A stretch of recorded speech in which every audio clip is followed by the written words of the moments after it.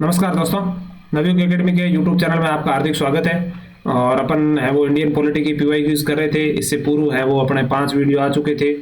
मतलब उसी सीरीज में ये अगला वीडियो है। आरपीसी के प्रश्न आए, मतलब जो 2025 में जो अगस्त महीने तक जो आरपीसी सितंबर माह तक जो पेपर आयोजित किए उसके अपन है वो पीवाई क्यूज देख रहे हैं। आप अपने नोट्स में अपडेट कर सकते हैं। जो पहली बार देख रहे हैं वो अपने पुराने मतलब नीचे डिस्क्रिप्शन बॉक्स में नवयुग एकेडमी की जो अपना यूट्यूब चैनल है उसकी लिंक दे रखी है। वहां से अपने मतलब पुराने वीडियो आप देख सकते हो। आपको फायदा देखने को मिलेगा। हंगामी प्रतियोगिता ऐसा ही हो, चाहे मतलब जो फर्स्ट ग्रेड हो, सेकंड ग्रेड हो, कॉलेज लेक्चर हो, वहां से अपने इंडियन पॉलिटी के पीवाई क्यू से आप फायदा उठा सकते हो। इससे पूर्व राजस्थान हिस्ट्री वो हिंदी के भी पीवाई क्यू चल रहे हैं साथ साथ में।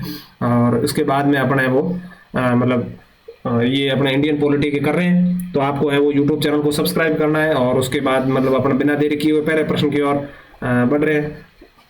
तो आपको मतलब है वो तो अपना क्या है मतलब सेकंड ग्रेड के ए पेपर और उससे पहले प्रोटेक्शन ऑफिसर के पेपर को भी कर लिया इसी सीरीज में। ये दूसरा मतलब कहना है मतलब दूसरा पेपर है ये मतलब। और उसके बाद में दूसरे नंबर का जो पेपर है ग्रुप बी में, ये सेकंड ग्रेड 3-4 ग्रुपों में हुए थे। तो अपन इसको करते हैं। क्या पूछा है इन लोगों ने? पहला प्रश्न पूछा है कि भारत के संविधान के अनुच्छेद 15 पहले उसमें क्या पूछा था? 14 पूछा था। इसमें 15 पूछा हुआ है। देखो देखो क्या है इसमें। क्या है कि धम्मू जालीज है, अपन को पता ही है धम्मू जालीज। ये आप वो ट्रिक याद रख सकते हैं। धर्म, मूल वंश, जाति, लिंग, जन्म स्थान, ये 6 चीजें दे रखी है। ठीक है, ठीक है। क्या पूछा है कि अनुच्छेद 15(1) में राज्य और व्यक्तियों को केवल धर्म, मूल वंश, जाति, लिंग, जन्म स्थान के आधार पर भेदभावों को करने से रोकता है। बिल्कुल स्टेटमेंट सही है, कुछ नहीं है। 15(1) में यही बातें लिख रखी है। धम्मू जाली ये चार सारे सारे केवल भी लिख रखा है, आप याद रखें। उसमें मूल जो बैरेक्ट है संविधान का उसमें ये भी लिख रखा है। तो धम्मू चालीस वाला धर्म, जाति, लिंग, मूल वंश, जन्म स्थान आधार पर भेदभाव करने से क्या है? रोकता है। बिल्कुल स्टेटमेंट सही है। अगला स्टेटमेंट इन्होंने क्या दिया है? अगला दिया कि 15(5) में 13वें संविधान संशोधन अधिनियम 2006, ये अपने पूर्व के वीडियो में देख लिया है। जिन लोगों ने भी वीडियो नहीं है आप अपना देख लीजिए। 4-5 वीडियो अपने आए हैं इंडियन पॉलिटी के, उसमें पूछा हुआ था, मैंने डिस्कस भी किया। 13वें संविधान संशोधन कब हुआ? 2005 में हुआ है। उसमें क्या है ओबीसी वगैरह इनको क्या है आरक्षण दिया गया था। ये आरक्षण से था, खूब बार पूछा हुआ है। तो उस समय भी मैंने बोला था कि ये खूब बार पूछा हुआ है। तो ये इन्होंने 2006 डाल दिया, बाकी स्टेटमेंट सब कुछ सही था। कहने मतलब क्या है 5 था। कहने आजकल आरपीसी स्टेटमेंट के अंदर भी जो तथ्य दे रखे हैं उनको भी गलत करवा रही है। तो आप याद रखना सारे सारे 15(5) में ये बात दे रखी है, लेकिन 2005 बाकी सही है। जो कि राज्य की सहायता प्राप्त निजी शिक्षण संस्थानों में प्रवेश से संबंधित प्रावधान करता है। पहला स्टेटमेंट सही है, दूसरा स्टेटमेंट गलत इसलिए हो गया क्योंकि यहाँ 2006 दे रखा है और इसका आंसर क्या है 2005। आपको अलग से याद रखना है कि 13वें संविधान संशोधन 2005 में हुआ, जिसमें 15(5) से जुड़ा हुआ है। ये वापस पूछे जाएंगे तभी यही है वो तथ्य तोड़ मरोड़ के पेश करेंगे। तो आपको याद रखना चाहिए निश्चित रूप से। तो इसका आंसर क्या हो जाए? केवल एक सही। बिल्कुल। अगले प्रश्न की ओर बढ़ रहे हैं दोस्तों। अगला प्रश्न है वो निम्नलिखित में किस वाद में भारत के उच्चतम न्यायालय ने भारत के संविधान की उद्देशिका में समाजवादी शब्द शामिल किए जाने पर यह माना कि न्यायालय का उद्योगों का राष्ट्रीयकरण और राज्य के स्वामित्व के पक्ष में अधिक से अधिक झुकाव रखने के। भाई जो समाजवादी शब्द जोड़ा हुआ है प्रस्तावना में, उससे क्या है कि भाई मतलब जो अपने उद्योगों को राष्ट्रीयकरण करेगा मतलब सरकार, तो उसको स्वामित्व में अधिक से अधिक झुकाव देखने को मिला। इस किस में दिया है? इन्होंने ऑप्शन दिया है कि डीएस नकरा बनाम भारत संघ, उसके बाद दिया एक्स ब्लियर बनाम भारत संघ, उसके बाद दिया भारत संघ बनाम रामचंद्र संभाजी, उसके बाद योगेश भारद्वाज बनाम उत्तर प्रदेश राज्य। तो दोस्तों इसका क्या है आंसर? क्या हो जाएगा? 2।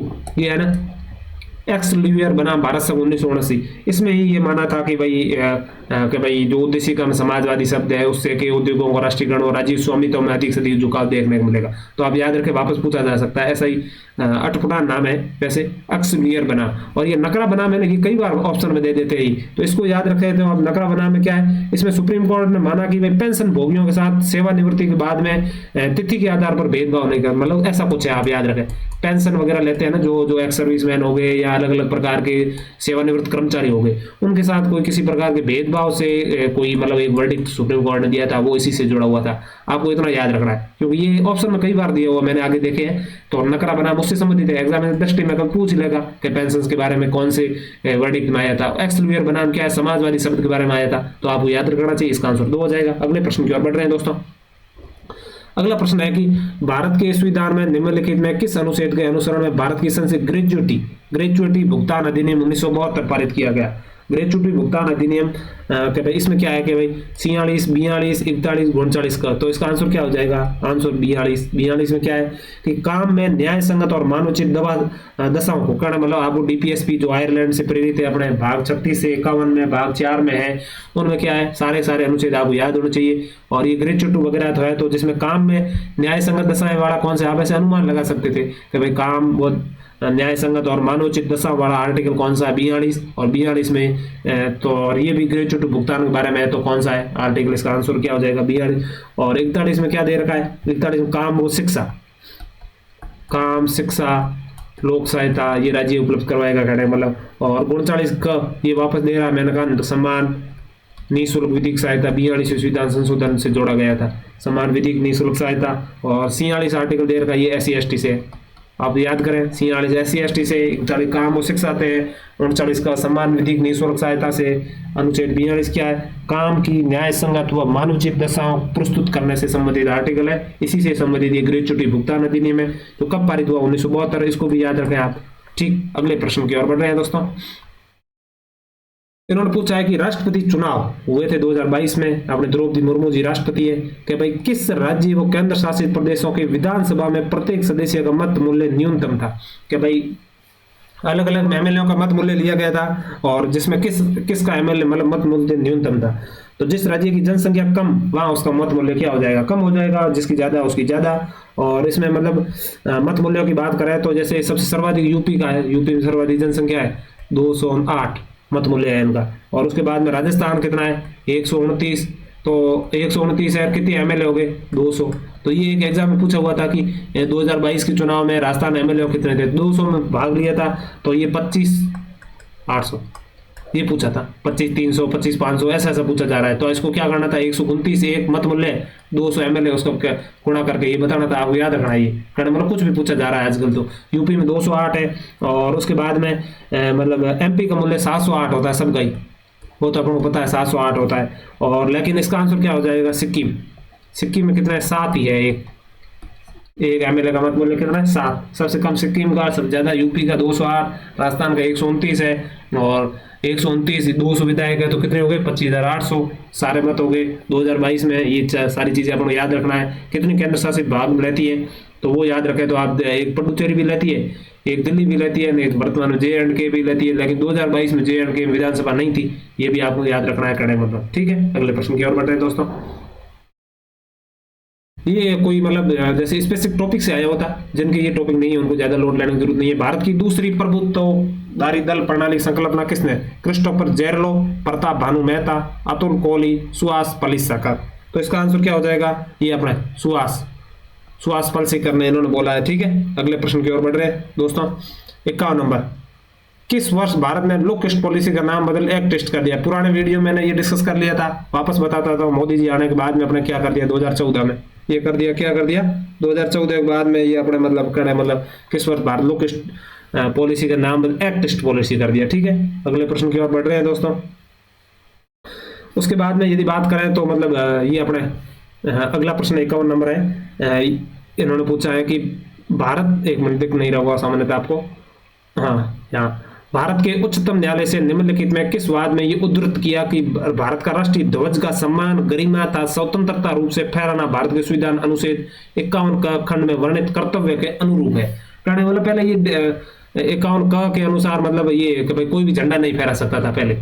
और ये अपने हरियाणा के एक सांसद थे, क्या था? नवीन जिंदल इनका नाम था। ये लड़े थे केस, मतलब उन्होंने कहा कि भाई आर्टिकल 19 में मुझे मतलब ये कुछ भी करने का वगैरह स्वतंत्रता है, और ये मेरा मूल अधिकार है। और 51 का में भी लिख रखा है कि भारत के नागरिकों को ये कर्तव्य भी दे रखा है, लेकिन आप झंडा फहराने नहीं दे रहे हो। तो ये दोस्तों ये एग्जाम में पहली बार नहीं पूछा हुआ, ये पीवाई की खूब बार रिविजन मतलब रिपीट हुआ ये प्रश्न। तो इसमें क्या है? भारत संघ बनाम नवीन जिंदल, हरियाणा के जो है वो एक MP थे, वर्तमान में भी है शायद मेरे हिसाब से, जो उन्होंने क्या है सुप्रीम कोर्ट में केस लड़ा। उस केस के अंदर ये बताया कि भाई जो अपना मतलब झंडा है, अपने जो वर्तमान में झंडा घरों के ऊपर या कभी गाड़ियों के अंदर फहरा रहे हैं, वो इस केस के बाद में फहराने का अधिकार है वो किस में? इसका आंसर क्या हो जाएगा? एक खूब बार पूछा हुआ, आपको याद करना चाहिए, नहीं लिखा हुआ तो आप अपने नोट्सों के अंदर ऐड कर लीजिए।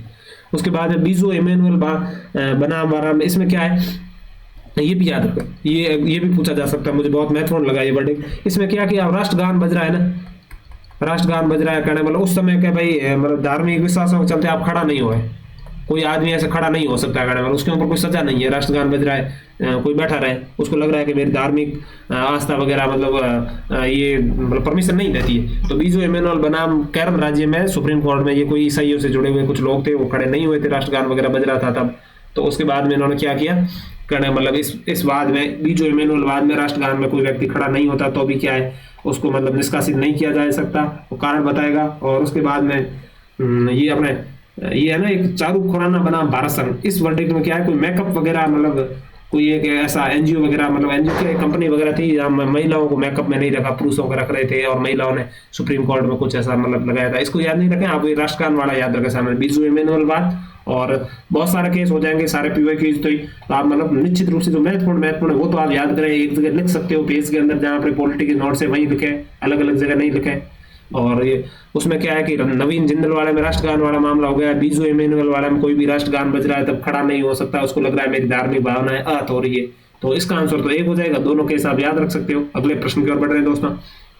निम्नलिखित राजनीतिक सिद्धांतों पर विचार कीजिए, उन सिद्धांतों को ढूंढिए जिन्हें संविधान में अम्बेडकर द्वारा अविश्वास प्रकट किया। मतलब कि भाई अम्बेडकर जी ने उनका अविश्वास प्रकट किया। ग्राम स्तरीय पद सोपान, भाई ग्राम स्तरीय, ग्राम इसके तो पक्ष में थे। पृथक निर्वाचन क्षेत्र, ये तो बिल्कुल गांधी जी और इनके मतलब आपस में गड़बड़ थी, कहना मतलब ये चाहते थे कि पृथक निर्वाचन हो और गांधी जी वगैरह नहीं चाहते, कहना मतलब दो तो नहीं था, आप दो काटो, ये कट जाएगा और ये कट जाएगा, ये कट जाएगा, आंसर अपने आप निकल जाएगा इसका। क्या है आपको ये पता होना चाहिए। पृथक निर्वाचन मतलब इन्होंने बोला कि भाई जैसे माना कि या एससी या एसटी, उनको आप मतलब सामान्यतः जिस जगह से आप लड़वा रहे हो तो केवल वही वही वही वोट देंगे वहां पर, बाकी वाले लोग वोट नहीं देंगे। ये पृथक निर्वाचन थी, जिनको नहीं पता सामान्यतः जैसे मॉडर्न हिस्ट्री में आप लोगों को पता होगा, पृथक निर्वाचन सबसे पहले 1909 वाला अधिनियम है, उनसे वहां से उन्होंने शुरुआत की, फिर 1919 में भी 1935 में भी दिया दलितों को, 1935 वाले अधिनियम से देने की कोशिश की, लेकिन बाद में गांधी जी ने भूख हड़ताल की, उसके बाद में खूब सारी मतलब गांधी जी और अम्बेडकर के बीच में समझौता भी हुआ, लेकिन वो इसके पक्ष में थे करने मतलब पृथक निर्वाचन। उन्होंने कहा कि जहाँ से मतलब जो अपने दलित वगैरह जहाँ से कैंडिडेट जो सीटें रिजर्व होती है वहां पर केवल दलित ही वोट दें, और वाले जो जनरल ओबीसी वगैरह वगैरह वो वोट नहीं दे, वो इसके पक्ष में थे। और अंग्रेज भी चाहते थे कि ये व्यवस्था लागू की जाए, उन्होंने व्यवस्था की भी, और अपने हिंदू समाज वो मतलब या हिंदू मुस्लिम समाज में आपस में लड़वाने की भी खूब कोशिश की गई थी अंग्रेजों के द्वारा पृथक निर्वाचन के माध्यम से। तो कहना बोले दो गलत हो जाएगा, दो गलत हो जाएगा, तो आंसर तो अपने आप में 1 और 3 के पक्ष में थे। एक और क्या, ग्राम स्तरीय, और ये नेतृत्व पूजा के बिल्कुल विरोध में थे। नेतृत्व पूजा वो बोल रहे थे कि किसी व्यक्ति की पूजा मत करो, आप उसके विचार अच्छे लग रहे हैं, आप ऐसे नहीं है कि मोदी जी के फैन बन जाओ या पंखा कूलर ऐसी सब बन जाओ, वो नहीं करना है। नेतृत्व पूजा नहीं करनी है, उसके कोई आपको एक विचार अच्छा लगे तो आप उसकी प्रशंसा करो, यदि आपको किसी के विरोधी बनो भी ऐसा मत बनो कि सारी चीजें आपको उसके विरोध में लगे। कहने का मतलब वो नेतृत्व पूजा के विरोध में थे, वो बहुत अच्छी चीज थी। जो आज के युग में जो मतलब क्या है कि लोग पार्टियों के मतलब फैन बने हुए हैं या किसी उनकी जो भी चीजें उनके पक्ष में या विरोध में ही रहते हैं, हमेशा ऐसा नहीं करना चाहिए। सामान्यतः व्यक्ति को जो भी चीजें है मतलब जो उसकी अच्छाई है उनको हमेशा लेना चाहिए, बुराइयों को छोड़ देना चाहिए। ये अपने बी ग्रुप था। सी ग्रुप के जो सेकंड ग्रेड का उसको फटाफट देख लेते हैं। इसमें पहला प्रश्न इन्होंने पूछा कि भारत के संविधान में राज्यपाल की शक्तियों की समझ में एक तरफ अनुच्छेद दे रखे हैं और एक तरफ समाधान की शक्तियां दे रखी है। क्या पूछा इन्होंने, अभी अपन देख लेते हैं इनको। इसमें पूछा है कि भाई समाधान की राज्यपाल की शक्तियां 162 में है क्या, कि भाई 162 में समाधान की शक्तियां, 162 में समाधान की शक्तियां क्या है, नहीं है। क्या किसमें, 161 में समाधान की शक्तियां, ये गलत हो जाएगा। क्या है निम्नलिखित में इसमें इसने पूछा क्या है, सही विकल्प, पहला गलत, पहला गलत, पहला गलत, आंसर तो अपने आप निकल जाएगा। तो आपको याद रखना है, आर्टिकल तो याद करने ही पड़ेंगे निश्चित रूप से, नहीं तो काम नहीं चलेगा। अध्यादेश प्रख्यापित करने के लिए अपन को पता है कि भाई 123 में क्या है, केंद्र का अध्यादेश है, राष्ट्रपति अध्यादेश जारी करता है, और इसी को वापस उल्टा सीधा करते हैं तो क्या है, दो को बीच में ले आते हैं, 1-3, 213 में क्या है, राज्य का राज्यपाल मतलब अध्यादेश जारी करता है। तो सेम यहाँ मतलब ये चीज तीनों ही है, ये वापस इसे उल्टे सीधे करने से 213 इधर 1 2 3 हो जाएगा। तो इसमें ये, तो ये भी गलत, ये भी गलत। समाधान की शक्तियां किसमें, 161 में, और अध्यादेश जारी करने की शक्तियां कौन से में, केंद्र का 123 में, 213 में राज्य का है। उसके बाद विधेयकों की अनुमति बिल्कुल 200 में है, विधेयकों की अनुमति राष्ट्रपति के लिए आरक्षित भी 200 में, 200 बहुत चर्चित था, वर्तमान तमिलनाडु मामला आया वो भी 200 से था, और राष्ट्रपति मंजूरी देगा वो कौन से में, 201 में। कहने वाला राष्ट्रपति के लिए अनुमति 200 में रखेगा और 201 में मतलब है अनुमति, मतलब दोस्तों दीपावली का मौसम है, थोड़े बहुत पटाखों की आपको आवाज आ रही होगी। और उसके बाद में मतलब राज्य की विधानमंडल के 70 आसन का विघटन, ये 174 में कहने वाले ये दोनों सही है और ऊपर वाले दोनों क्या है, गलत। अगले प्रश्न की ओर बढ़ रहे हैं। सॉरी, निम्नलिखित में कौन सा अनुच्छेद खंड उपखंड 46वें, कौन से 46वें संविधान संशोधन भारत के संविधान में जोड़ा गया? 46वें, सॉरी 46वें नहीं, 86वें संविधान। अपन को पता ही है 86वें संविधान संशोधन से कौन सा जोड़ा, तो 86वें संविधान कौन सा है? 51 क, 48 क और 51 और 51 क। 86 संविधान से अपन क्या है ये, मतलब 86 संविधान से जो मतलब जो था 51 क, 51 क कौन सा? 51 क में 11, 51 क में क्या है 11। ये इसमें क्या है, जो 6 से 14 वर्ष तक बच्चे हैं ना, 6 से 14 वर्ष तक बच्चों को मतलब है वो माता पिता का कर्तव्य है वो उनको पढ़ाएंगे ही पढ़ाएंगे, चाहे बच्चे नहीं पढ़ना चाहे तो भी माता पिता को जबरदस्ती पढ़ाना, उनको 6 से 14 वर्ष उनका ये कर्तव्य है। याद रखें कौन से में, यदि आप ऐसे भरे तो 51 क में कर्तव्य है भाग 4 में और उसमें 11वां नंबर कर्तव्य। पहले 10 ही जोड़े थे, बाद में 11वां कर्तव्य यही जोड़ा था। कौन से जोड़ा ये याद रखें, अब आपको ये याद रखना है 11वां कर्तव्य कब जोड़ा, 86 संविधान संशोधन से। उसमें क्या है ये चीज हो गई, पहले कितने जोड़े थे 10, किसकी कमेटी की सिफारिश पर, पूर्व वीडियो में डिस्कस कर लिया, स्वर्ण सिंह समिति की सिफारिश पर, और इंदिरा गांधी ने जोड़े थे 42 संविधान संशोधन समिति संशोधन अधिनियम से। निश्चित रूप से आप याद रखें आप इन लोगों को, अगले मतलब इन तथ्यों को, सॉरी अगले प्रश्न की ओर बढ़ रहे हैं दोस्तों। निम्नलिखित में कौन सा कथन 25 नवंबर 1949 को संविधान सभा में दिए गए बी आर अम्बेडकर का अंतिम भाषण का अंश नहीं था? बिल्कुल आपको बी आर अम्बेडकर ने जितने भाषण दिए वो सारे भाषण पढ़ने पड़ेंगे आरपीएससी के अनुसार। उन्होंने बोला कि भाई साहब कौन सा अंश नहीं था, ये पूर्व पढ़ा आपने पूर्व में कि भाई मतलब उन्होंने बोला कि व्यक्ति की मतलब पूजा मत करो, आप उसके विचार को अच्छे लगे तो उनको करो, आप फैन मत बनो किसी के। राजनीति में भक्ति और नायक पूजा की अवनति अंत तानाशाही को सुनिश्चित करे। बिल्कुल बहुत अच्छे प्रकार का ये अम्बेडकर जी देखो पहले से ही मतलब पूर्व अनुमान लगा लिया था कि भाई बाद में भक्ति पूजा बाद में तानाशाही उत्पन्न होती है। बिल्कुल वर्तमान में आप देख सकते हैं खूब सारे देशों में मतलब भक्ति पूजा से बाद में तानाशाही है, पुतिन वगैरह है, ये इन्हीं की स्वरूप से ही मतलब पैदा हुआ था। ठीक, उसके बाद में पूछा है कि भाई समता क्या है, समता के बिना स्वतंत्रता बहुता कुछ सर्वोच्चता उत्पन्न करेगी। उसके बाद पूछा है कि हमारे विचार राजनीतिक लोकतंत्र को अवश्य ही सामाजिक लोकतंत्र बनाना चाहिए। और हम सदन में कुछ मित्रों का ये आरोप लगाया कि कर्तव्य का उल्लेख नहीं है, सही नहीं कारण, मतलब इसका आंसर ये ऐसा कर्तव्य के बारे में हमें किसी विचार नहीं किया। उन्होंने क्या लोकतंत्र तभी मतलब है कि सामाजिक लोकतंत्र मतलब भेदभाव वगैरह ये खत्म होगा तभी अपना असली लोकतंत्र है। वर्तमान में आप मतलब भील मेघवाल या मतलब अलग प्रकार के SC ST दलित भाई बहनों से अपन भेदभाव करते हैं तो अपना लोकतंत्र क्या महत्व, उसका कोई महत्व नहीं है। और ये भी बात कही थी उन्होंने कहा समता के बिना, यही बात वही है कि भाई स्वतंत्रता दे दो भले कुछ भी है लेकिन समता होनी चाहिए, समानता होनी चाहिए। आप भेदभाव कर रहे हो स्वतंत्रता दे रहे हो वो चीज भी सही नहीं है। नायक पूजा के भी विरोध में थे वो बोल रहे थे कि तानाशाही सुनिश्चित करती है। ये आप तीनों स्टेटमेंट याद रखें, वापस पूछ रहा है आरपीसी वाले, तो ये तीनों सही है, ये गलत हो जाएगा। इसका आंसर क्या हो जाएगा, ये अगले प्रश्न की ओर बढ़ रहे हैं दोस्तों। अगला इन्होंने दिया है कि संस्कृति व शैक्षिक अधिकार, ये फंडामेंटल राइट है अपना, संस्कृति व शैक्षिक अधिकार से जुड़े संविधानिक अनुच्छेद 29 क में किसी समूह को अल्पसंख्यकों को निर्धारित करना कौन सा? तो भाई किसी को अल्पसंख्यक, भारत में अल्पसंख्यक किस आधार पर निर्धारण करते हैं? ये बोल रहे हैं कि भाई अल्पसंख्यक भाषा के आधार पर निर्धारण करते हैं, संस्कृति धर्म या लिपि के आधार पर, ये बताओ आप। तो कहने का मतलब इसमें यह है कि अपने मतलब है वो धर्म के आधार पर अल्पसंख्यक नहीं है, ध्यान रखें आप। आपको लगेगा कि धर्म के आधार पर ही तो अल्पसंख्यक है, हिंदू मुस्लिम ये चीजें हो गई, लेकिन नहीं। आर्टिकल 29 से बैरेक्ट में आप देख सकते हो, जिसके पास बैरेक्ट है तो उसको सीधा निकाले, नहीं है वो आपने मतलब ऑनलाइन गूगल पे आप डाले ओरिजिनल बैरेक्ट, उसमें आप आर्टिकल 29 निकाले। जिसमें आपको कंफ्यूजन है, आप नोट्सों पर रिलायबल नहीं रहे, सारे नोट्स मतलब वर्तमान में आरपीसी पैटर्न में मतलब पूरी तरीके से मतलब अच्छी तरीके से फॉलो नहीं कर पा रहे हैं, खूब सारी कमियां हैं सारे नोट्सों में, इधर उधर कई सारे नोट्स परिपूर्ण नहीं है, कुछ नोट्सों में अच्छी चीजें हैं, कुछ बुरी चीजें भी है।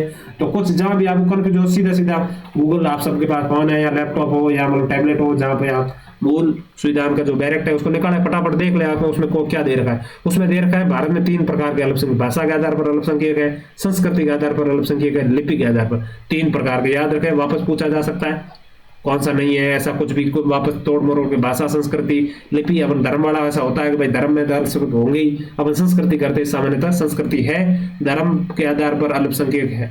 वर्तमान मानते तो है लेकिन संविधान में नहीं है, ये याद रखना है। अगले प्रश्न की ओर बढ़ रहे हैं दोस्तों फटाफट। अगला प्रश्न, किस बाद फैसले में उच्चतम न्यायालय ने ये अभी निर्धारित किया कि पथ निरपेक्षता संविधान का मूल ढांचे का अंग है। कि भाई पथ निरपेक्षता ये अपने SR बॉम्बे वाद हुआ था, जिसमें क्या है, पहले ये था कि भाई बीजेपी गवर्नमेंट आई, कांग्रेस के जिस जिस राज्य में सरकार थी उनको हटा देते थे, वापस कांग्रेस की सरकार केंद्र में आई, बीजेपी जिस जिस राज्य में थी, तो ये चलता रहता था। क्यों? और उसके बाद में क्या है कि वो 7 राज्यों को हटाया था, अयोध्या वाला मामला हुआ था उस समय, कर्नाटक है, यूपी में अपने कल्याण सिंह इनकी सरकार हटा दी कि भाई बीजेपी वाला में उनमें दंगे मंगे हो सकती है, कांग्रेस की सरकार, नरसिम्हा राव शायद प्रधानमंत्री थे उस समय, मुझे जहां तक याद है, और मैं गलत भी हो सकता हूँ। तो उस समय मतलब सुप्रीम कोर्ट में SR बॉम्बे वाद में गया, तो उन्होंने लंबी चौड़े स्टेटमेंट दिया। उन्होंने कहा कि भाई जिस राज्य में आपातकाल लगा है उनको इस आधार पर होना चाहिए, लेकिन ये जो अपना मतलब पथ निरपेक्षता है ये मतलब मूल ढांचा है कहने वाला, इसको खंडन नहीं किया जा सकता। तो इसमें पथ निरपेक्षता के बारे में, पथ निरपेक्षता कब जोड़ा, 42वें संविधान संशोधन कहाँ है, उद्देश्य कम है, किसने जोड़ा, इंदिरा गांधी के समय जोड़ा, और ये आपको याद रखना चाहिए। और इंदिरा साहनी केस में क्या है, ये तो हमारा सबका फेवरेट है, इंदिरा गांधी साहनी केस। इसमें क्या है, आरक्षण सही माना उन्होंने, ओबीसी को आरक्षण है ना, उसको चुनौती दी गई, उन्होंने कहा भाई ओबीसी को तो आरक्षण देना ही पड़ेगा, ऐसा काम नहीं चलेगा। और लेकिन उन्होंने 50% की सीमा दे दी, 50% से ऊपर नहीं। वर्तमान में राहुल जी कह रहे हैं मैं 50% से भी ऊपर ले जा रहा हूँ, ओबीसी वालों को आरक्षण सही नहीं मिल पा रहा है, लेकिन वो तो देखते हैं, समय के गर्भ में है वो चीजें। आरक्षण सही बताया, 50% वाली सीमा किससे आई, इंदिरा साहनी केस से आई, वो भी आपको याद रखना चाहिए। ये मैंने अभी बोला था ना, वो नकारा बना, भारत संघ पूछ रहा, देखो यहाँ ऑप्शन इन्होंने वापस दिया, नकारा बना। इसमें क्या था, वो मैंने कहा ना, पेंशन भोगियों के साथ, याद करें आप, पेंशन भोगियों के साथ किसी प्रकार का भेदभाव नहीं हो, रिटायरमेंट वगैरह ऐसे कुछ चीजें हैं। तो उसमें ये है, बॉम्बे विवाद में पथ निरपेक्षता में राज्य के आपातकाल वगैरह वो भी इसी में आया था। तो अगले प्रश्न की ओर बढ़ रहे हैं दोस्तों। अगला प्रश्न थोड़ा सा लंबा चौड़ा है। सिंधु जल संधि 1960 के संबंध में निम्नलिखित कथनों पर विचार की कि भारत पाकिस्तान अंतर्राष्ट्रीय पुनर्निर्माण एवं विकास बैंक, मतलब ये वर्ल्ड बैंक की एक संस्था है, IBA, अंतर्राष्ट्रीय पुनर्निर्माण है विकास बैंक, ये वर्ल्ड बैंक कह सकते हैं। वर्ल्ड बैंक के अंदर 5 प्रकार के अलग अलग समूह आते हैं, उसको कुल मिलाकर वर्ल्ड बैंक कहते हैं। सिंधु जल संधि 1960 में हुई थी, आपको पता है, भारत पाकिस्तान में वर्ल्ड बैंक की मध्यस्थता हुई थी, जिसमें 19 सितंबर 1960 नई दिल्ली में हुई थी। नहीं, ये कहाँ हुई थी, कराची में, कराची में, ये इन्होंने गलत करा दिया मतलब। उसके बाद में 12 जनवरी 1961 कराची में अनुमोदन पत्र आदान प्रदान साधा हुआ, ये दिल्ली में हुआ था। दोनों स्टेट में इन्होंने क्या उल्टा सीधे देके गलत करवा दिया, दोनों क्या है, सही विकल्प चुनिए, सही विकल्प क्या है, ए और दोनों आ सकते हैं, ठीक है। अगले प्रश्न की ओर बढ़ रहे हैं दोस्तों। कौन सा दबाव समूह रिपब्लिक पार्टी ऑफ इंडिया नामक राजनीतिक दल में रूपांतरित हो गया? क्या है, कौन सा समूह है जो रिपब्लिक ऑफ, मतलब ये अपने इसमें पूछ रहा है कि भाई रिपब्लिक ऑफ पार्टी नामक राजनीतिक दल, पहले दबाव समूह था, उसके बाद रिपब्लिक ऑफ पार्टी दल में समानता। ये अपना ये all India schedule caste constant federation किसका था? बाबा साहब का, अम्बेडकर जी का ये समूह था, बाबा साहब का। तो उनके ये था, पहले दबाव समूह था, याद रखें आप इसको, all India schedule caste and federation किसका था? भीमराव अम्बेडकर का। क्या था? दबाव समूह। बाद में क्या गया, पार्टी बन गई थी, ठीक। अगले प्रश्न की ओर बढ़ रहे हैं दोस्तों। अगला प्रश्न अच्छे प्रकार का है। भारत के राष्ट्रपति के निम्नलिखित में क्या सही है? भाई राष्ट्रपति के बारे में सही बताओ आपने। अपने पद संभालने से पूर्व, कि भाई एक सही है कहने मतलब, इसमें क्या सही है? 4 स्टेटमेंट, 3 गलत है और 1 सही है। अपने पद संभालने से पूर्व भारत के राष्ट्रपति संविधान के अनुच्छेद 59 के अनुसार शपथ का प्रतिज्ञान ग्रहण करते हैं। तो भाई ये बोल रहा है कि 59 के अनुसार शपथ लेते हैं। नहीं, 59 में क्या है, शर्तें हैं, ये मैंने पूर्व वीडियो में बताए। 59 में शर्तें हैं, 60 में क्या दे रखा है कि शपथ है, तो ये गलत हो गया, गलत। उसके बाद में संसद के सभी सदस्य राष्ट्रपति के निर्वाचक मंडल में सदस्य होते हैं। नहीं, सभी सदस्य नहीं होते हैं, निर्वाचित सदस्य होते हैं। क्या होते हैं? निर्वाचित सदस्य होते हैं। सभी सदस्य में क्या है, 12 सदस्य जो राज्यसभा में मनोनीत करते हैं वो भी आ गए, इसलिए निर्वाचित सदस्य होते हैं। सभी होने के बाद ये भी गलत। उसमें कि व्यक्ति जो मृत्यु त्याग पत्र पर हटाए जाने के कारण रिक्त राष्ट्रपति पद भरने के लिए चुनाव विजय हुआ, पूरे 5 वर्ष अवधि के लिए पद पर बने रहने का हकदार होगा। बिल्कुल ये स्टेटमेंट सही है। शेष अवधि के लिए नहीं होगा, ध्यान रखें, यहाँ स्टेटमेंट गलत करवा सकता है। शेष अवधि के लिए होगा, ऐसा बोला जाएगा 5 वर्ष की शेष अवधि, बची हुई अवधि के लिए नहीं होगा। जितने भी चीजें होती है, MP हो, चाहे MLA हो, चाहे सरपंच हो, प्रधान हो, डेलीगेट हो, कोई भी व्यक्ति हो, वो शेष अवधि के लिए होता है। लेकिन भारत के राष्ट्रपति, भारत के उपराष्ट्रपति, दोनों क्या होते हैं, वापस 5 वर्ष के, चाहे बीच में जैसे धनखड़ जी ने अभी इस्तीफा दे दिया तो उसके बाद में मतलब जो अपने CP राधाकृष्णन जी जो उपराष्ट्रपति बने तो वापस वो शेष अवधि के लिए नहीं बने, पूरे 5 वर्ष के लिए बने। याद रखना आपको, ये स्टेटमेंट सही हो जाएगा। पूछा जा सकता है, उपराष्ट्रपति चुनाव हुआ है हाल ही में, और जब किसी राष्ट्रपति के संविधान के अतिक्रमण के लिए महाभियोग चलाना, तब संसद केवल निम्न सदन आरोप लगाए। ऐसा नहीं है, कोई भी सदन आरोप लगा सकता है, दूसरा जांच करता है। अतिक्रमण शब्द ये लिख रखा है, किस आधार पर, ये भी पूछा हुआ है, आप याद रखें। और 56 में महाभियोग शब्द लिख रखा है और 61 में पूरी प्रक्रिया लिख रखी है कि भाई कैसे चलाया जाएगा, किसी भी सदन में शुरू किया जा सकता है, 14 दिन का नोटिस देना होगा। बहुत ही आसान प्रकार के स्टेटमेंट थे, इसको गलत, ये बहुत ही सिंपल प्रकार का प्रश्न था, सामान्य सभी नोट्सों में ऐड था। अगले प्रश्न की ओर बढ़ रहे हैं दोस्तों। ये पूछा है निम्नलिखित 18वीं लोकसभा चुनाव में मान्यता प्राप्त राजनीतिक दल को पहचानिए। ये राष्ट्रीय राजनीतिक, अभी मैंने बताया था भाई साहब, आपको याद करना पड़ेगा। अच्छा मैंने उसी समय चर्चा की थी। ये पूछ रहा है कि भाई कौन सा मतलब मान्यता प्राप्त राजनीतिक दल को पहचानिए, कौन सा है। ये तृणमूल कांग्रेस पहले थी 2020-22 मेरा साहब चुनाव से पहले इनको बाहर कर दिया।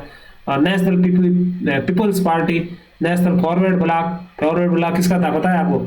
ये था मतलब नेशनल फॉरवर्ड ब्लॉक, ये तो अपना आज़ादी के समय था, मतलब अपने बोस नेताजी सुभाष चंद्र बोस का था फॉरवर्ड ब्लॉक। कांग्रेस पार्टी से अलग हुए थे, जो मतलब त्रिपुरी अधिवेशन के बाद में पट्टाभी सीतारामैया को है वो मतलब गांधी जी अध्यक्ष बनाना चाहते थे और ये खुद बनना चाहते थे, उस वजह से वो था। इंडियन नेशनल लोक दल, ये तो अपना मतलब राष्ट्रीय दल है ही नहीं, जो जयंत चौधरी जी का है, वर्तमान केंद्र में मंत्री है। पहले चौधरी चरण सिंह जी भी इसी से जुड़े हुए थे, तो कहना मतलब ये भी नहीं है। और नेशनल पीपीपी, ये पीए संगमा, ये है ना अपने, ये राष्ट्रीय मैंने एनपीपी पार्टी, कौन सी है? NPP party. इसके अध्यक्ष कौन थे?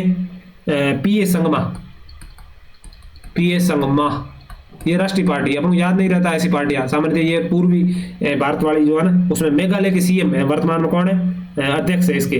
कानराड संगमा, कानराड शायद कानराड संगमा। और मेघालय क्या है? सीएम है, मेघालय के सीएम है अपने किरोड़ी लाल जी है ना, बीजेपी से खपा चल रहे थे पहले, हनुमान बेनीवाल जी के साथ चलते थे, तब वो एक बार इससे एमएलए बने थे, याद रख सकते हैं आप, यदि आपको ऐसे मतलब रुचिकर फैक्टरों से याद हो तो।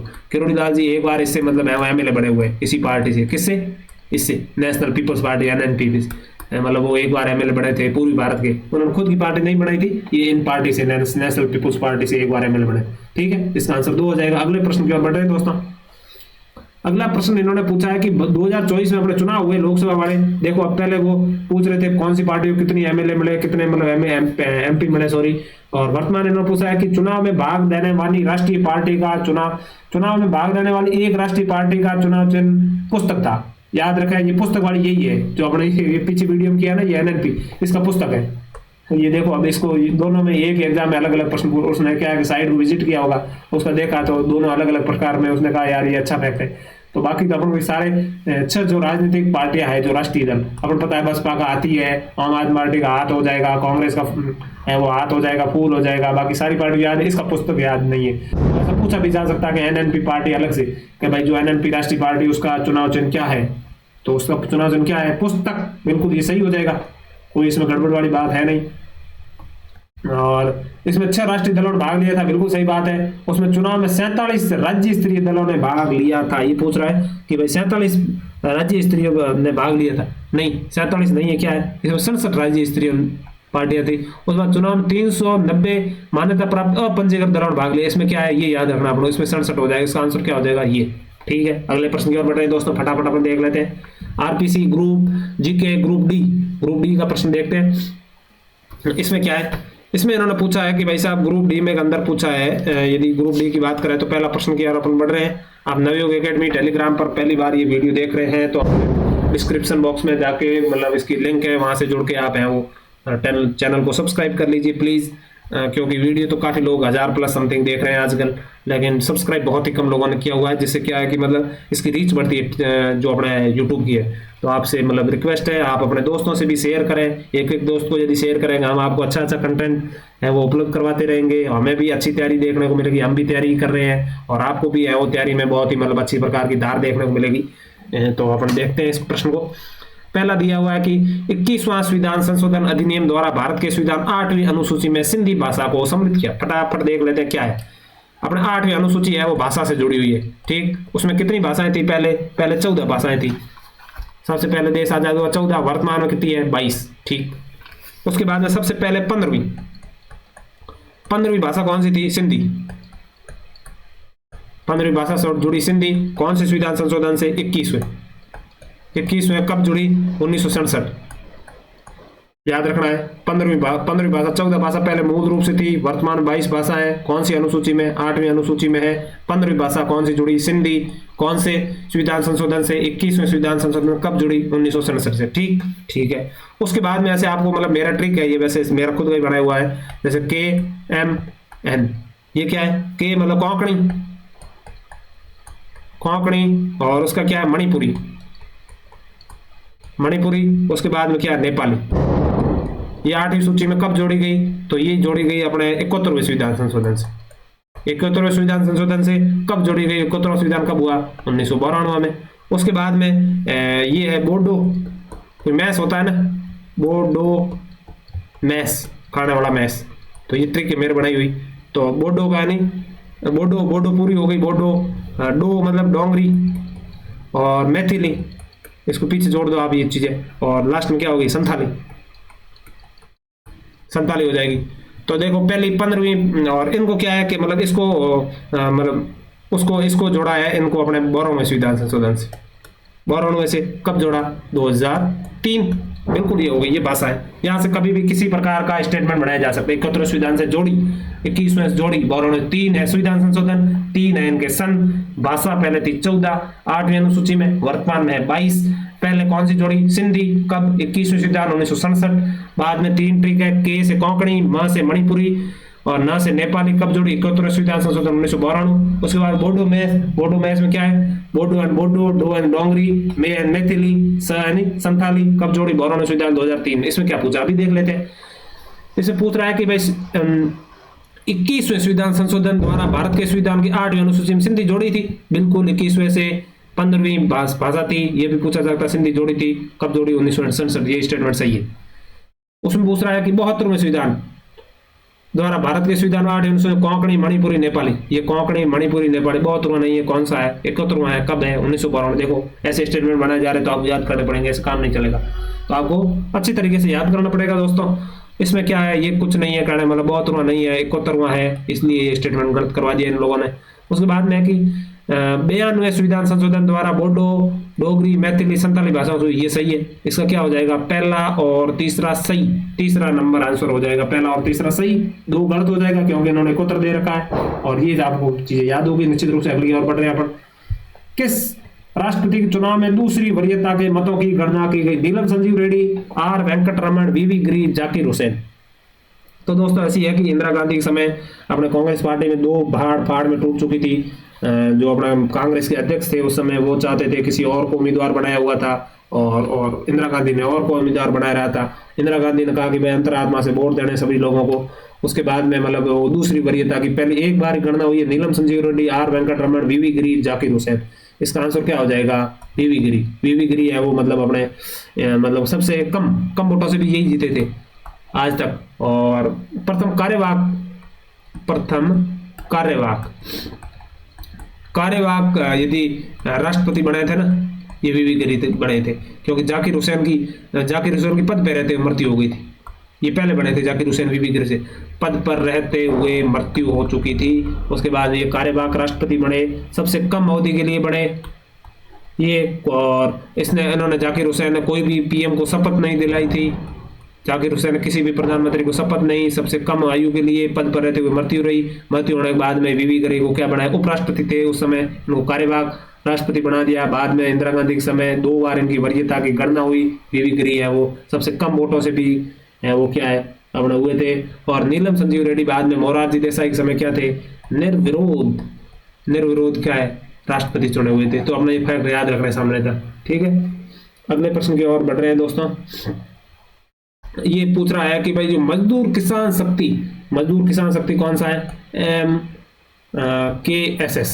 MKSS आपको पता है ये क्या है? एनजीओ है जो अपना अरुणा रॉय और बंकर रॉय, किसने? अरुणा रॉय और बंकर रॉय, इन्होंने बनाया था। मजदूर किसान संघ की स्थापना 1990 में महाराष्ट्र में की, नहीं राजस्थान के ब्यावर में की गई थी इसकी स्थापना। ठीक, पहला स्टेटमेंट गलत। मजदूर किसान शक्ति संगठन भारत में सूचना आरटीआई, इनके आरटीआई के पीछे भाई साहब इनका हाथ था। आरटीआई के पीछे इनका हाथ था, तो ये सही हो जाएगा। इसका स्टेटमेंट क्या? 2 बहुत ही आसान प्रकार का आप याद रखना है। इसके स्थापक कौन थे? अरुणा रॉय और बंकर रॉय। ठीक, कहां से हुआ? राजस्थान से। उसके बाद BR Ambedkar. B R Ambedkar Bharat के संविधान आधारभूत इकाई के रूप में पक्ष पोषण किया। व्यक्ति का किया उन्होंने, ग्राम का किया, समुदाय का किया या राष्ट्र का किया? तो इन्होंने किसका किया? उन्होंने कहा व्यक्ति का। पक्ष पोषण किसका किया? व्यक्ति का।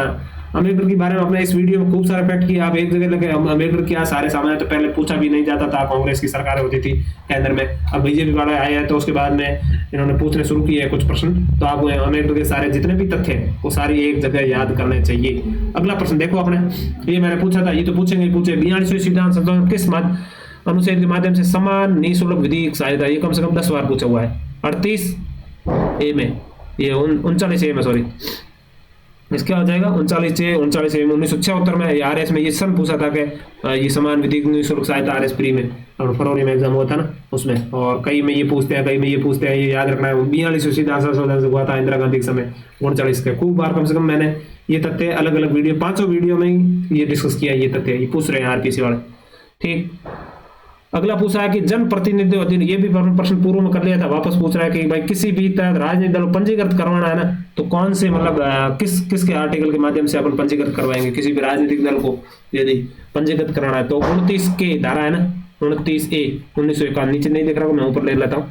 जन प्रतिनिधि अधिनियम जो रिप्रेजेंटेटिव एक्ट है ना अपना 1951 वाला, जिसमें 29, इस धारा को याद रखें आप निश्चित रूप से। दोस्तों डिस्टर्ब हो सकते हैं, आप पटाखे पास में बज रहे हैं तो आप उसके लिए हम माफी चाहते हैं आपसे, लेकिन क्या करें, वीडियो बनाना पड़ रहा है। इतने हमारे पास इंस्ट्रूमेंट नहीं है कि भाई स्टूडियो में बैठ के नो साउंड वाला मतलब जॉन क्रिएट कर सके, तो हमारे सामान्य रूम में ही बना रहे हैं वीडियो।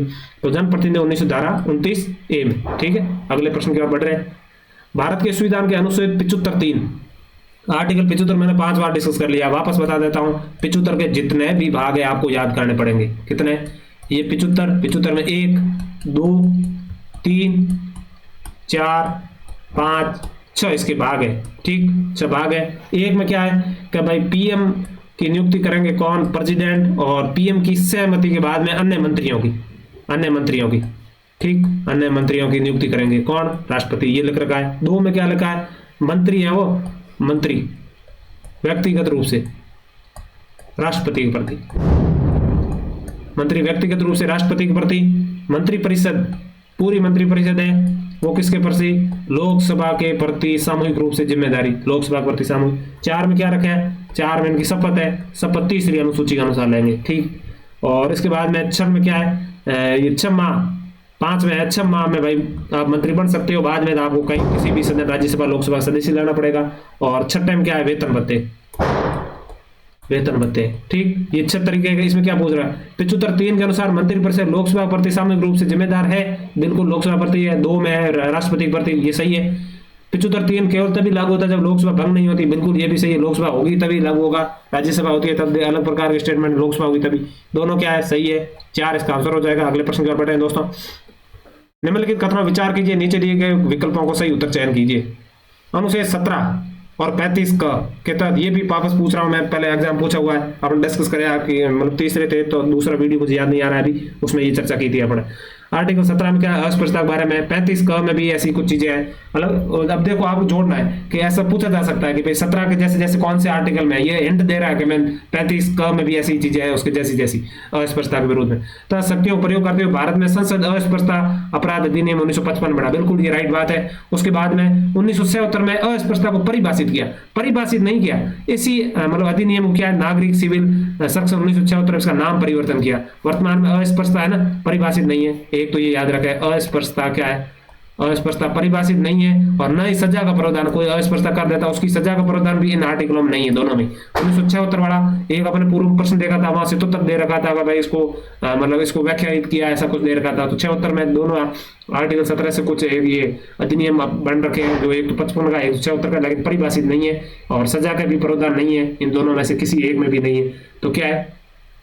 परिभाषित किया, तो एक सही हो जाएगा इसका, केवल एक सही। ठीक, अगले प्रश्न की ओर बढ़ रहे हैं। ये अपने सेकंड ग्रेड का एसएसटी पेपर होता है ना, उसमें कुछ थे वो देख लेते हैं फटाफट। आजकल क्या है दोस्तों, मतलब जो संविधान की बहस हुई थी ना, 3 वर्ष 11 माह 18 दिन वाला जो संविधान के बने थे ना, प्रत्येक दिन क्या बहस हुई, जो अपने संविधान की हेयरिंग हुई थी दिल्ली दिल्ली की, भाई एक दिन में क्या बोले थे। ये एक बहुत बड़ी बुक आती है, लगभग 10-15 हजार पेजों की बहुत बड़ा पुथ आता है। उसमें लिख रखा है कि भाई पहले दिन नेहरू ने क्या बोला, पहले दिन पटेल ने क्या बोला, उसके उत्तर में केटी शाह ने क्या बोला, हिदायतुल्लाह ने क्या बोला, इनने क्या क्या बोला, किस तरीके से बोला, वो सारी चीजें आलगुन प्रोसेसिंग रूल से प्रश्न पूछ रहे हैं। ये बहुत ही कठिन प्रकार के, सामान्य तो याद नहीं है, लेकिन अपने पुराने हैं वो याद कर लो। मेरे हिसाब से यही तरीका इसका बेस्ट है। इसने पूछा है कि निम्नलिखित में किस सदस्य ने भारत की संविधान सभा में उपराष्ट्रपति पद पर चर्चा के दौरान यह संशोधन प्रस्तुत किया कि उपराष्ट्रपति का निर्वाचन राष्ट्रपति के साथ ही उसी तरीके से किया जाना चाहिए। अब अपन पता है कि भाई राष्ट्रपति के तो मतलब एमएलए भी आते हैं, निर्वाचित सदस्य आते हैं, उपराष्ट्रपति के ऐसा नहीं होते, दोनों सदनों के आते हैं, कुल सदस्य आते हैं, उसमें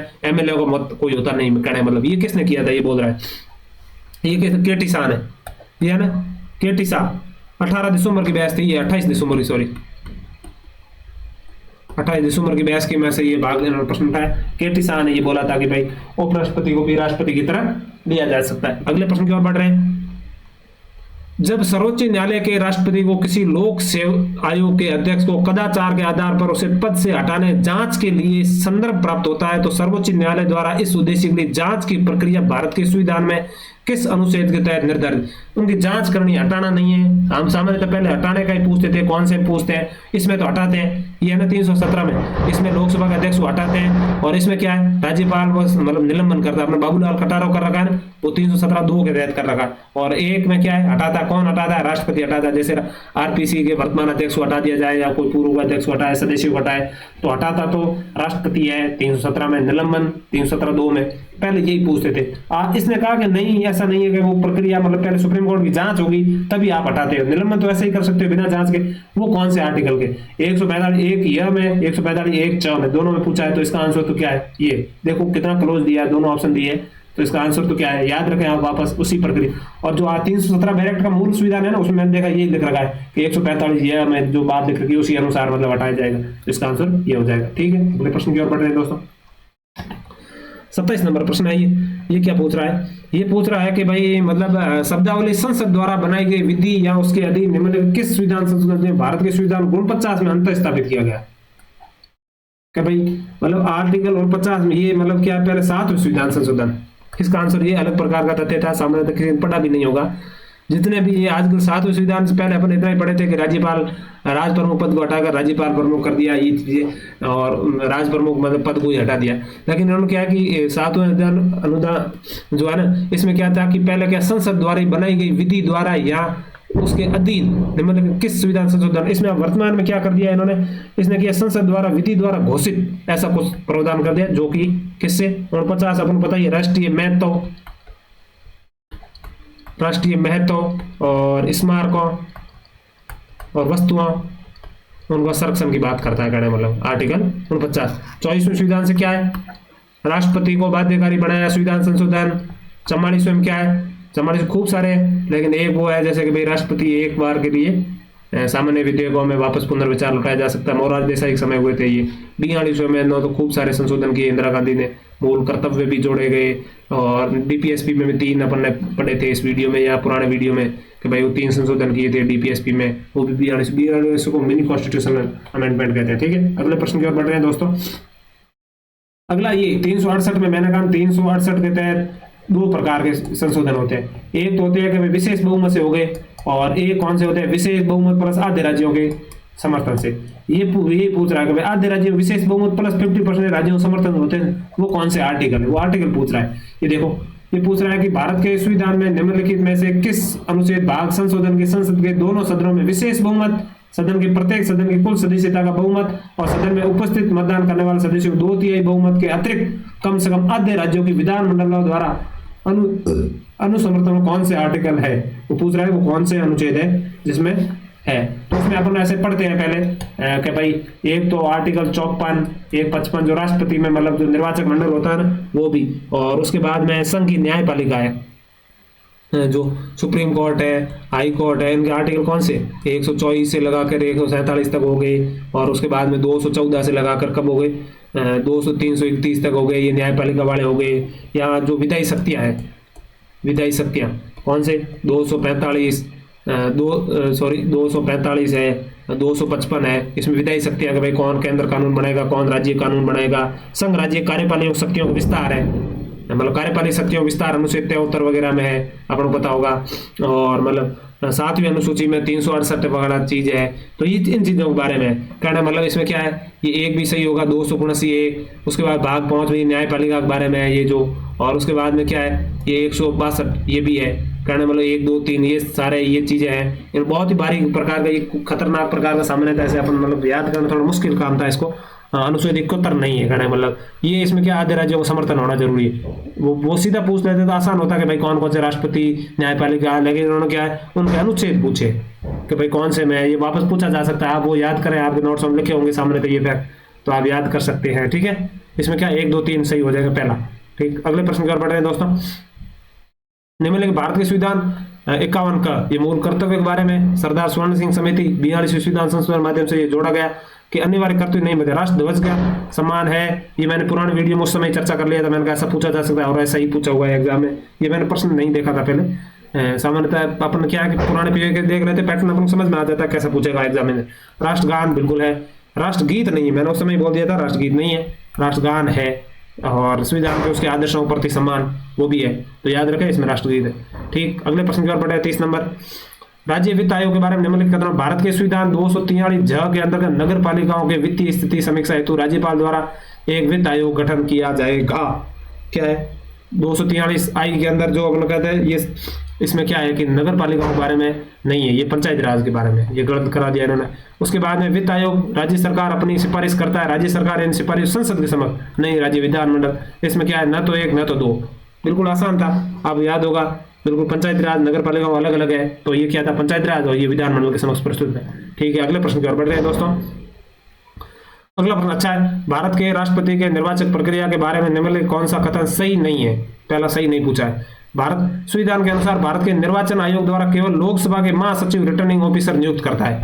भाई क्या लोकसभा के महासचिव नहीं, मैंने कहा कभी मतलब ये राउंडिंग में होता है, मतलब जो राष्ट्रपति वो उपराष्ट्रपति चुनाव होते हैं, कभी लोकसभा के, कभी राज्यसभा के, कभी लोकसभा कभी राज्यसभा। वर्तमान में द्रौपदी मुर्मू का चुनाव हुआ था, पीसी मोदी उस समय रिटर्निंग ऑफिसर थे, ये राउंडिंग होता है, उनके महासचिव होते हैं मतलब। तो ये यहाँ तो बोल रहा है कि केवल लोकसभा के राष्ट्रपति होते हैं, नहीं कभी लोकसभा कभी राज्यसभा, राउंडिंग में मतलब सर्कल में घूमते रहते हैं, ये गलत हो जाएगा। मतलब पहला, संसद के दोनों सदनों में निर्वाचित सदस्यों के लिए मत पत्र गुलाबी रंग का होता है, नहीं ये गुलाबी रंग का नहीं होता है। सामान्य तो क्या है कि अपने मतलब इसमें क्या है कि मतलब गुलाबी होता है विधायकों का, एमएलए को जो अपन राष्ट्रपति वोट देते हैं ना ये गुलाबी होता है, और एमपीओ का जो होता है ना, एमपीओ का मतलब जो होता है मतलब हरा होता है। ये मैंने पहले भी बता दिए थे, तो आपने पुराने वीडियो नहीं देखे तो प्लीज आपसे रिक्वेस्ट है कि वो वीडियो देखें, खूब फायदा मिलेगा आपको। आपको लग रहा होगा कि मतलब भाई अपने पास इसलिए इंस्ट्रूमेंट तो नहीं है कि भाई बोर्ड पे आके बताया जाए, ताम झाम करें, कोचिंग वाले हवाबाजी टेकते हैं, उससे उतना जितना तो अपने पास नहीं है, लेकिन अपना कंटेंट में दम है, कोई भी प्रश्न गलत नहीं बताया जा रहा है, सारी व्याख्या बहुत अच्छी है। राजस्थान हिस्ट्री कल्चर हमने 4 वीडियो किए थे, खूब सारे प्रश्न रिपीट हुए थे, उससे आप मतलब प्रूफ टेलीग्राम चैनल पर देख लीजिए, आपको प्रूफ देखना हो तो किसी के, और ये शेयर कर सकते हैं जो अपन टेलीग्राम पे इसका चिन्ह लगा के शेयर कर देंगे, उससे आपको फायदा मिलेगा देखने। तो एमपी का रहा, एमएलए गुलाबी, और तो ये भी गलत हो जाएगा। ये पूछ रहा है कि सभी का ही गुलाबी, नहीं। निर्वाचकों अपनी स्वतंत्रता इच्छा और पसंद के अनुसार राष्ट्रपति चुनाव वोट देने के या न देने के स्वतंत्र है, इसलिए राजनीतिक दल को कोई व्हीप जारी नहीं होता। बिल्कुल राष्ट्रपति को कोई व्हीप जारी नहीं होता है, ध्यान रखें। और राज्यसभा का जो चुनाव होता है उसमें भी व्हीप नहीं होता है, कारण मतलब 1 2 गलत 3 सही है। ठीक, तो ये क्या पूछ रहा है, कौन सा सही नहीं है पूछा, तो 1 2 सही हो जाएगा।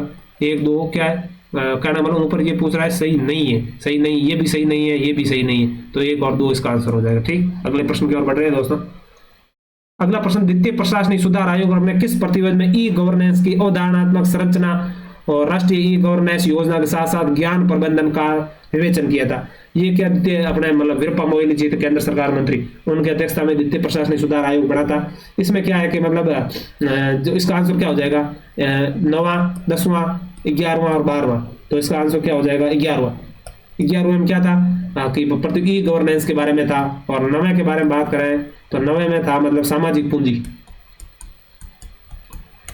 ये ग्रेड 2 वालों के लिए है, मतलब सीधे इन्होंने सिलेबस दे रखे हैं तो वही देखे, बाकी वाले यदि लोड नहीं ले आप देख सकते हैं सामने का, बाकी मतलब इसमें ऐसा नहीं हो कि भाई हमें नहीं आ रहा है। और 10वें में जो प्रतिवेदन है ना वो है कार्मिक प्रशासन के बारे में, कार्मिक प्रशासन के बारे में। और उसके बाद 12वां प्रतिवेदन है किसके बारे में, नागरिक केंद्रित प्रशासन, नागरिक केंद्रित प्रशासन,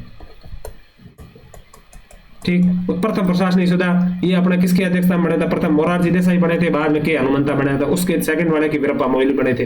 प्रथम प्रशासनिक सुधार आयोग फर्स्ट ARC के देखो ग्रेड सेकंड के पहले भी पूछे थे संस्कृत वाले में, उसका पुराने वाले एग्जाम में इससे आने ही है प्रश्न, प्रथम प्रशासनिक और सेकंड। लोकपाल लोकायुक्त संस्था की सिफारिश की थी, जिला इसमें 72 में पूछ रखा है कि भाई मतलब प्रथम रिपोर्ट जिला प्रशासन रिपोर्ट, नागरिक केंद्रित रिपोर्ट पर, शासन की नैतिकता रिपोर्ट पर, या किस में पूछा हुआ था, ये पूछ रहा है नागरिक शिकायतों की निवारण पर लोकपाल की, इसका आंसर ये हो जाएगा, ठीक है। इसमें ज्यादा बताने लायक कुछ है नहीं। सेकंड के अपने अध्यक्ष वीरप्पा मोइली थी, फर्स्ट के पहले तो थे अपने मोरारजी देसाई, बाद मोरारजी देसाई प्रधानमंत्री बन गए थे तो के हनुमंता वो अध्यक्ष बने, ठीक।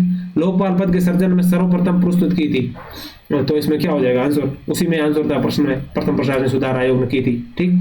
ये अपने ग्रेड सेकंड के चारों ग्रुप के ABCD चारों ग्रुप, उसके बाद में संस्कृत में पूछे थे।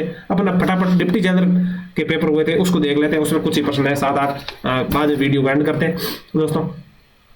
इसमें पूछा है कि भारत के मतलब राष्ट्रपति के अभिभाषण, ये भी अपने पहले पूछा था और ये वापस इन्होंने पूछा है कि अब मतलब कथन भारत के संविधान के अनुच्छेद 87 के अधीन राष्ट्रपति अभिभाषण को सुनने के लिए लोकसभा तथा राज्यसभा के सदस्यों को एक साथ समवेत होने को न तो संसद के दोनों सदनों की संयुक्त बैठक और न ही लोकसभा और राज्यसभा बैठकों को माना जाता है, ठीक है, नहीं माना जाता है, विशेष अभिभाषण टाइप होता है। तो इसको बिल्कुल ये स्टेटमेंट सही है, क्या है, संविधान 87 के अधीन राष्ट्रपति अभिभाषण सुनने के लिए लोकसभा और राज्यसभा सदस्यों एक साथ संवेद सदन है, ये भी याद रखें टर्मिनोलॉजी, संवेद सदन को न होते हुए, ठीक। उसके बाद में जब राष्ट्रपति अनुच्छेद 87(1) के अधीन दोनों सदनों के सामने अभिभाषण देता है तो वो संसद के अंग के रूप में कार्य करता है, बिल्कुल राष्ट्रपति संसद का अंग होता है, ये याद रखना अपन को। इसमें स्टेटमेंट दोनों ही सही हो जाएंगे, क्या 3 इसका आंसर हो जाएगा, ठीक है।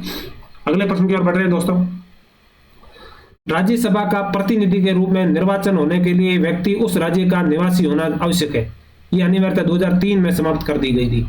2003 में क्योंकि मनमोहन सिंह जी को क्या बनाना था, मतलब असम से बनाना था इनको। मनमोहन सिंह जी असम से राज्यसभा के सदस्य हुआ करते थे, बाद में अपने अभी इनकी मृत्यु हुई थी तो वो राजस्थान से भी राज्यसभा के सदस्य थे उससे पहले, लेकिन पहले क्या है असम से बनाना था इनको मनमोहन सिंह जी, तो मतलब राज्यसभा का तो फटाफट संसद के द्वारा ये अनिवार्यता समाप्त कर दी थी। पहले ऐसा होता था कि भाई जिससे राज्यसभा सदस्य वहां की वोटर लिस्ट में उसका नाम होना चाहिए, बाद में ये प्रावधान खत्म कर दिया। तो ये ऐसा कौन कर सकता है, अपन राष्ट्रपति पता ही ऐसा कर नहीं सकता, संविधान संशोधन द्वारा नहीं, संसद द्वारा, कानून द्वारा, ठीक है। इसका आंसर क्या हो जाएगा 3। सामान्यतः याद रखें आप 2003 में, ये फैक्ट भी याद रखें आप, पास वापस पूछा जाता 2001, 2003 ऐसा ये हिंट दे देते हैं तो अपन को हिंटों से क्या है याद करने हैं, हिंट से केवल देख के अपन को इग्नोर नहीं करना है कि भाई ये आ रहा है मुझे, इससे आने से कुछ नहीं होगा। जो प्रश्न दे रखा वो भी याद करें आप, ये कोई बताता नहीं है, मैं सामान्यतः ऐसे बता रहा हूँ क्योंकि आरपीसी मैंने सारे पैटर्न को समझा है, तब उसमें बहुत बारीकी से देख रहा हूँ, प्रश्न में देख रहा हूँ वापस ऑप्शन में डाल रहा है, तो आपको ये चीजें याद रखनी है, फायदा मिल सके आपको, ठीक है।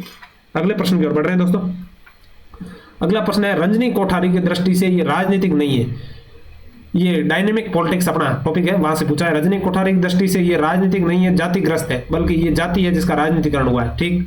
उसके बाद में इनकी दृष्टि में प्रतियोगी राजनीतिक परिचालन से जाति और उसके राजनीतिक संदर्भ से बाहर ला, ये दोनों स्टेटमेंट सही है, सही व्याख्या नहीं है, दोनों की आपस व्याख्या नहीं कर रहा, दोनों स्टेटमेंट रजनी कोठारी ने ये बोला है। वापस पूछा भी जा सकता है कि राजनीति जो जातिग्रस्त है, बल्कि ये जाति है जिसका राजनीतिकरण हुआ है, ठीक है। तो ये डायनेमिक पॉलिटिक्स इसके सिलेबस में था, बाकी जिसके सिलेबस में है वो देख ले, बाकी ज्यादा लोड लेने की जरूरत नहीं है, ठीक है। अगले प्रश्न दे रखा है, ये अच्छा प्रश्न था, निश्चित रूप से आरपीसी वालों ने क्या खतरनाक प्रश्न बनाया इसको। निवारक निरोध अधिनियम, निवारक निरोध अधिनियम कौन से में, पहले तो आपको ये याद करना चाहिए। निवारक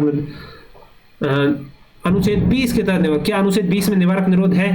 नहीं, ये अनुच्छेद 22 में। देखो यहाँ से मतलब कंफ्यूज वाले आर्टिकल डाल रहा है आपस में, 20 और 22 में आदमी हमेशा कंफ्यूज रहता है, तो आपको परफेक्ट याद करना है। इसमें उसको पता था कि 20-22 में कंफ्यूज रहेगा आदमी, उसने ये वापस नीचे 20 डाल दिया।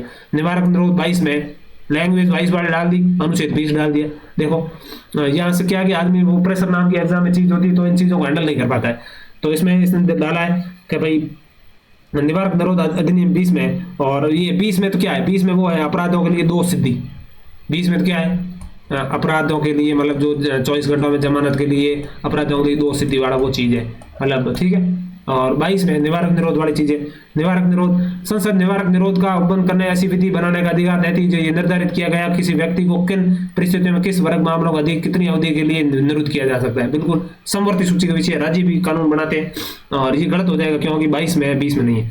नीचे दे रखा निवारक निरोध 2 महीनों से अधिक अवधि के लिए विधि द्वारा अधिकृत नहीं किया जाता, नहीं 3 है, 3 महीनों से। ये बहुत ही मतलब आप अपने नोट्स देख के सामने हर नोट्स में 3 महीनों से ऊपर है तो अपना एक हाई कोर्ट के सीजे के अंतर्गत में एक ऐसी पीठ बनाई जाती है, वो सिफारिश देती है। कोई भी अपने तरह डिटेन करते हैं ना, जैसे जम्मू कश्मीर में पहले किया था जैसे फारूक अब्दुल्ला वगैरह को, तो वो इस आर्टिकल 22 के तहत करते हैं। पहले तो उसको मतलब 2 महीनों के लिए 3 महीनों के लिए कर सकते हैं, बाद में हाई कोर्ट का कोई भी वो एक सिफारिश देता है, वो मतलब अध्ययन करता है भाई कारणों को रखा जा सकता है या नहीं रखा जा सकता, फिर रखा जा सकता है। तो 3 है, इसलिए ये क्या है, ना तो 1 ना तो 2 हो जाएगा। ठीक, इसका आंसर 4 हो जाएगा, नीचे नहीं दिख रहा तो आपको 4। उसके बाद नागरिक संशोधन अधिनियम, ये भी खतरनाक प्रकार। नागरिक संशोधन 2019 में क्या हुआ था, 2019 में ये अधिनियम आया था, 2019 में आया था। इसमें क्या है, पाकिस्तान और अफगानिस्तान और बांग्लादेश, ये 3 अपने मतलब पास में पड़ोसी देश है। इनसे यदि मतलब 31 दिसंबर, कब, 31 दिसंबर 2014 मोदी जी आए थे, उससे पहले कड़े मतलब से पहले 6 गैर मुस्लिम, कितने, 6 गैर मुस्लिम, 6 गैर मुस्लिम कौन कौन से, एक हिंदू हो गए, सिख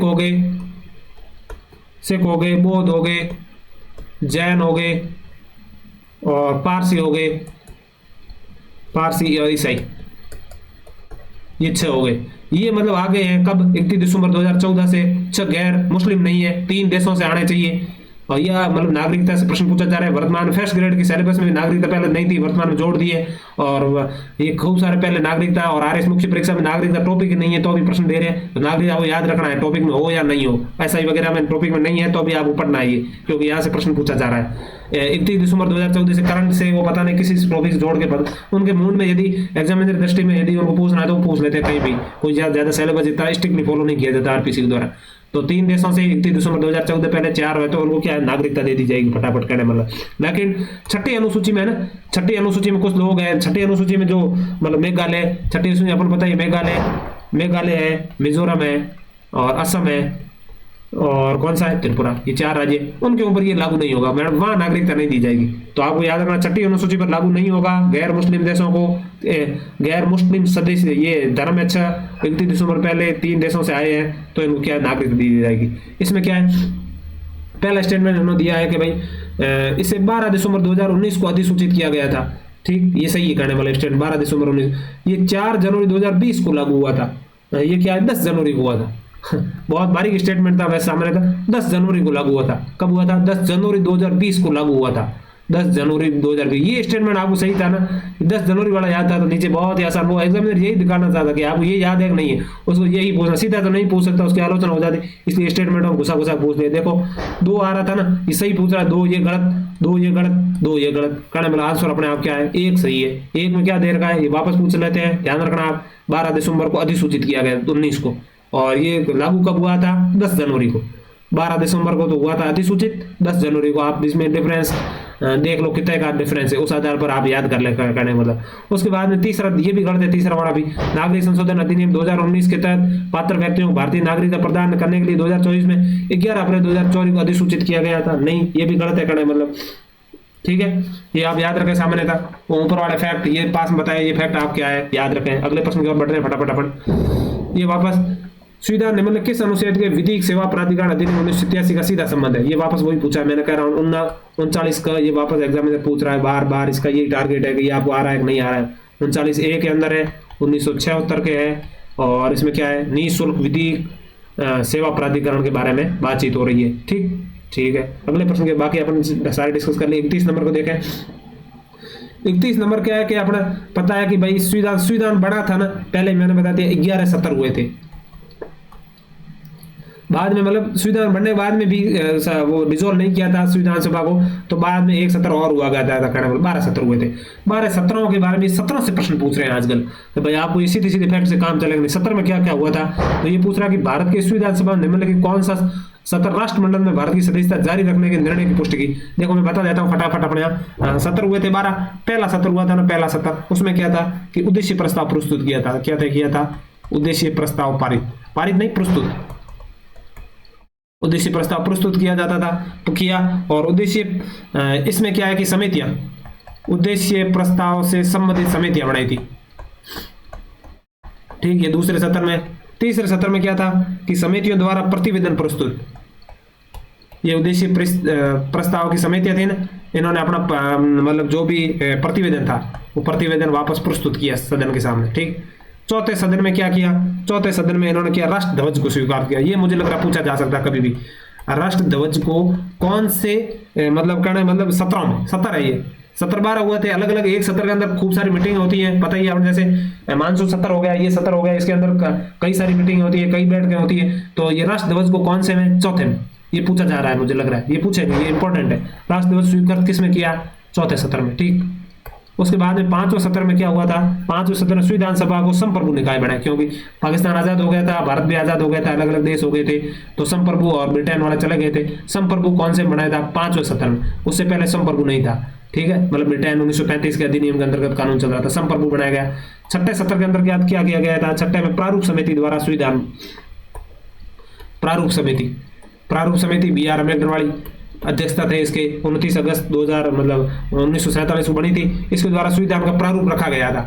ये पूछा जा सकता है, ये भी इंपॉर्टेंट है। छठे सत्र में एक ही बैठक हुई थी इसमें, और इसमें रखा था प्रारूप, संविधान का प्रारूप रखा, छठे सत्र में रखा है। अपन को ऐसा लगे संविधान का प्रारूप तो पहले सत्र में रख लिया होगा, नहीं, सत्र में कौन से में, छठे में। पांचवें में क्या है, संप्रभु बना, उसमें राष्ट्र ध्वज को चौथे में किया। उसके बाद में यदि बात करें तो सातवें में क्या हुआ था, सातवें सत्र के अंदर हुआ था अपने संविधान प्रथम वाचन हुआ था, प्रथम वाचन, कि भाई प्रारूप समिति ने रखा कि भाई ऐसा ऐसा संविधान है, तो प्रथम वाचन कौन से में हुआ, सातवें में। इसमें सर्वाधिक बैठकें हुई थी, 36 बैठकें हुई थी।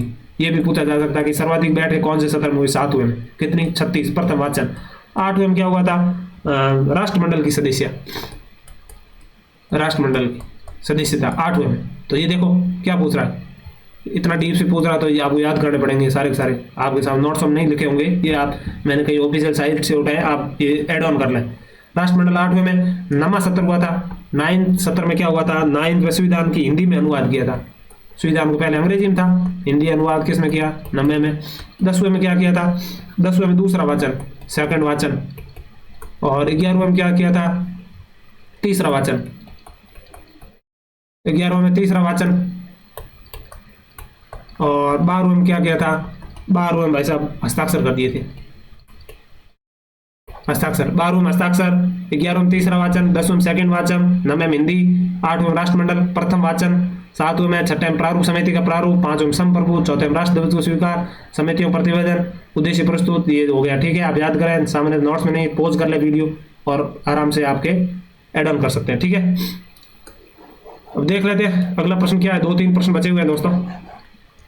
केंद्रीय सत्कर्ता आयोग मैंने बता दिया, संतानम समिति के सिफारिश पर 1964 में, और उसके बाद में 2003 में से विधिक आयोग बना दिया गया, कहने मतलब 1964 में संतानम कमेटी की सिफारिश 1963 है शायद, मैं जहाँ तक याद कर रहा हूँ, गलत भी हो सकता हूँ। प्रतिवेदन द्वारा कि कार्य संबंधित प्रतिवेदन निम्न किसे प्रस्तुत किया, मतलब इसकी क्या है, ये अपना सीबीसी बना था, और इसमें क्या है, मतलब राष्ट्रपति प्रतिवेदन देता है, और अपना मतलब इसकी नियुक्ति भी कौन करता है, कमेटी होती है, प्रधानमंत्री होता है, विपक्ष का नेता होता है, एक मंत्री होता है, कहना मतलब केंद्र सरकार का, ठीक है। और उसके बाद में अगले प्रश्न की ओर देख लेते हैं।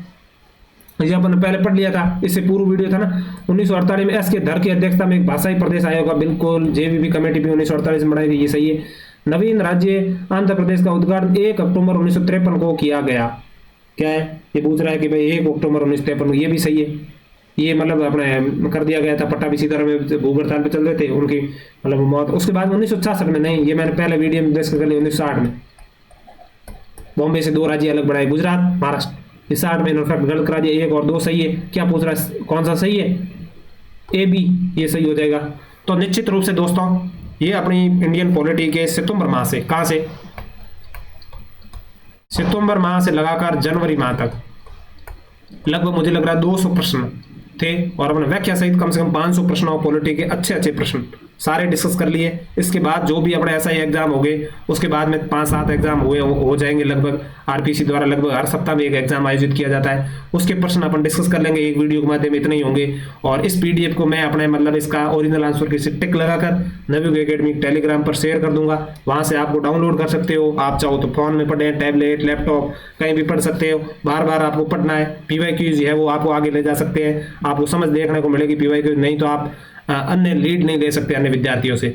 और हमारे नवयुग एकेडमी टेलीग्राम, और आगे कौन सी सब्जेक्ट शुरू करनी है वो आप नीचे है वो कमेंट बॉक्स में सुझाव दे सकते हैं, भाई हिस्ट्री करें या साइंस करें। अपन PYQ सीरीज कर रहे हैं, आप पुराने नहीं देखे तो राजस्थान हिस्ट्री और हिंदी के भी देख लीजिए, खूब फायदा देखने को मिलेगा निश्चित रूप से। अपने हवाबाजी के चक्कर में नहीं आ रहा है, RPC पैटर्न वर्तमान कोचिंग वाले हवाबाजी ज्यादा कर रहे हैं। आपको कंटेंट पे ज्यादा देखना है, ज्यादा याद करना है चीजें, शॉर्ट नोट्स बना के या कैसे भी आप करके। और ये अपना मतलब है वो। और नवयुग टेलीग्राम चैनल को आप ज्वाइन कर लीजिए, वहाँ भी अच्छी अच्छी अपडेट देते रहते हैं। और यूट्यूब चैनल को सब्सक्राइब कीजिए, लाइक कीजिए।